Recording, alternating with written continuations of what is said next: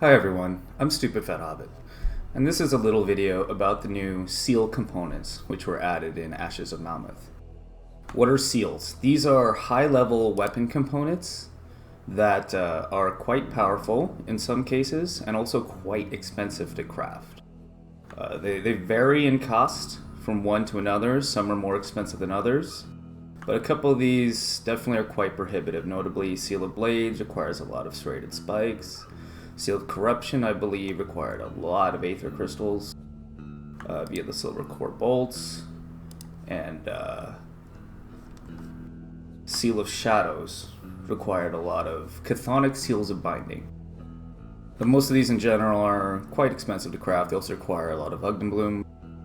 For those of you wondering what their mechanics are and would like to see what they can actually do before investing in the cost, fear not, I have spent the money so you don't have to. So we're going to be going through all of these seals with actual mechanics. The four we will not be going over are Might and Resonance, because they're just auras, there's nothing to demonstrate. And Ancestry and Annihilation, because their mechanics are very obvious. This is just an Absorb Shield, which is the same effect as dozens of other items in the game. And this is just a single target debuff, and that's it. So of the 8 remaining, let's take a look at them.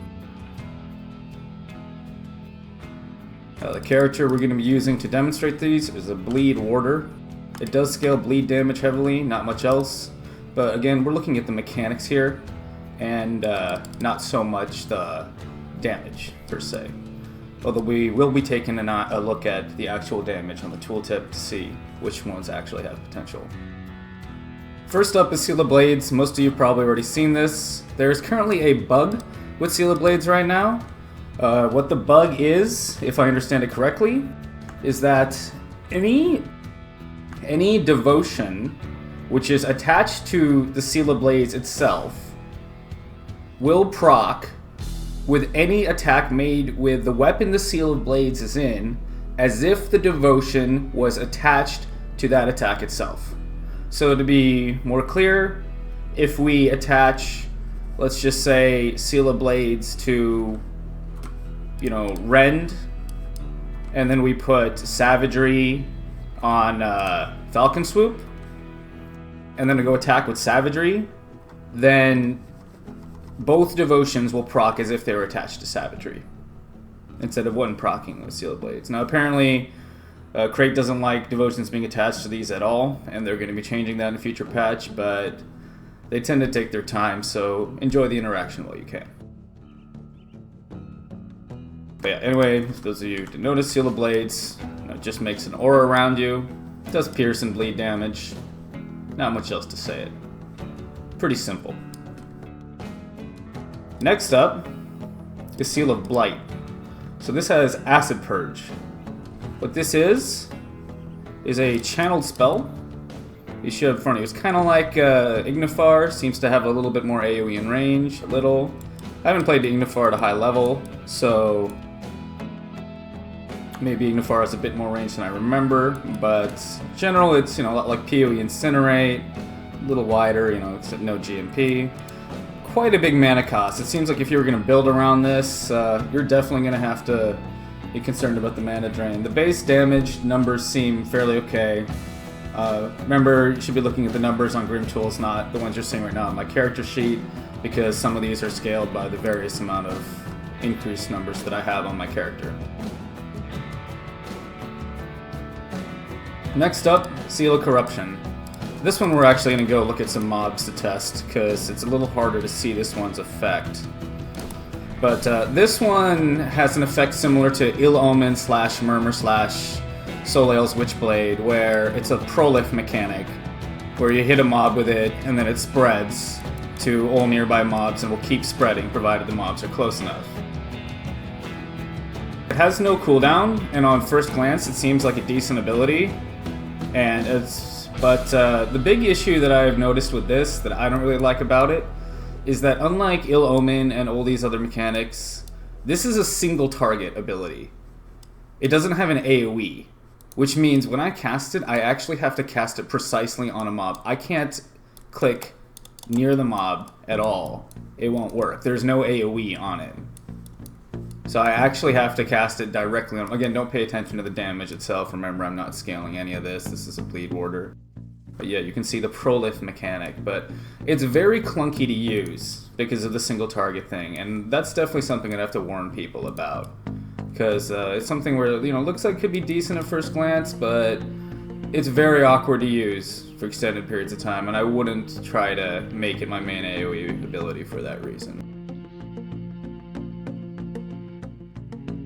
Next up, Destruction. This one's currently my favorite out of all the new ones, and it's a bit of a surprise. It's basically a high-level version of the Fireball skill seen on low-level components, except it's got both fire and lightning, and a nice little AoE explosion.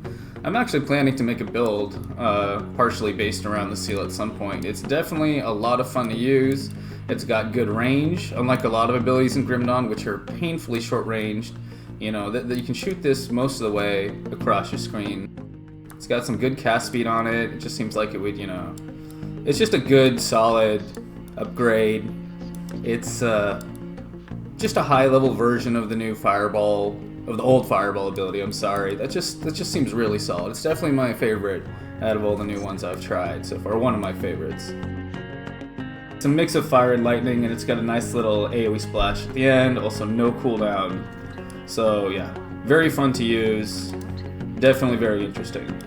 It was a nice surprise. Seal of the Night. I had a lot of hopes for this one. As you can see, it's got 5 projectiles, 55% chance to pierce, a little bit of main hand damage, you know, some flat pierce and cold and frostburn. You know, from the Path of Exile point of view, it's like, oh, we got GMP pierce in a game where AoE is very limited. So this seems like, you know, oh, this could be really good, right? Well, that is until you use it.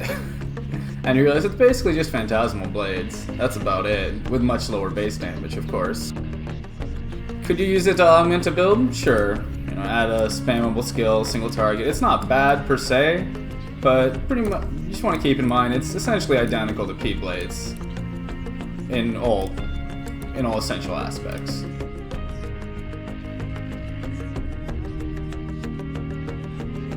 See if we can find a few more mobs.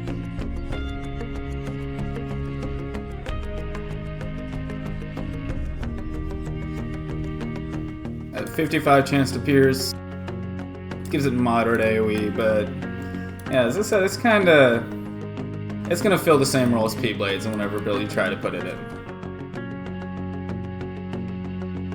Seal of Shadows, Biting Blades. This one is a little questionable. This one made me question on whether whoever designed this decided to test it at all. Not only is the mechanic extremely clunky and awkward, but the thing is destroyed every time it hits terrain. You can see, oh, it just hit terrain, it's gone. It just makes this really slow, awkward 360 around you. And it has a cooldown.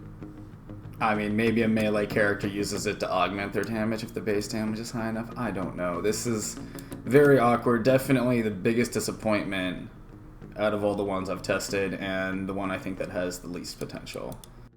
I might be wrong about this, but yeah, it's definitely quite underwhelming.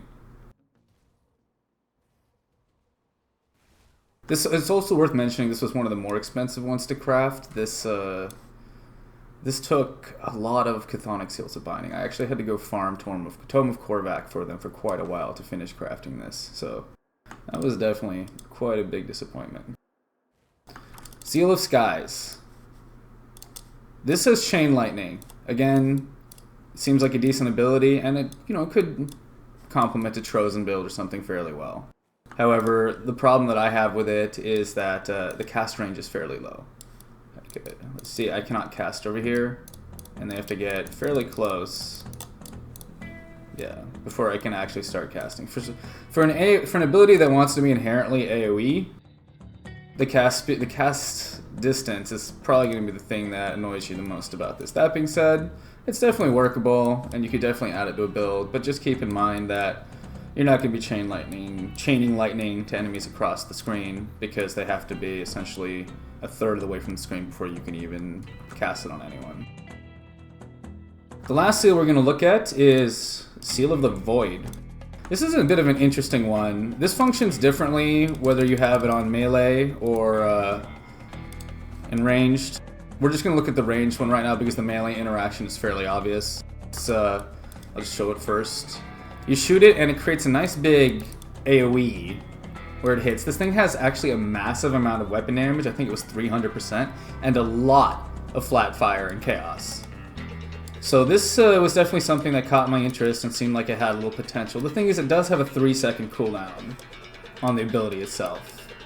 But the relatively high base damage on it, and, you know, somewhat okay AoE means that maybe it definitely seemed like a better one-off to add to an ability than some of the other seals we've looked at.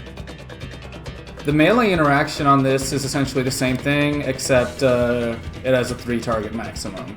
That's about it. So we're not going to look over that specifically, but it's the exact same effect, except it has a 3-target limit for some reason if you're using a mana. Anyway, I hope you enjoyed this video. My name is Stupid Fat Hobbit. My Twitch is Twitch TV SF Hobbit. Hope you guys stay safe out there.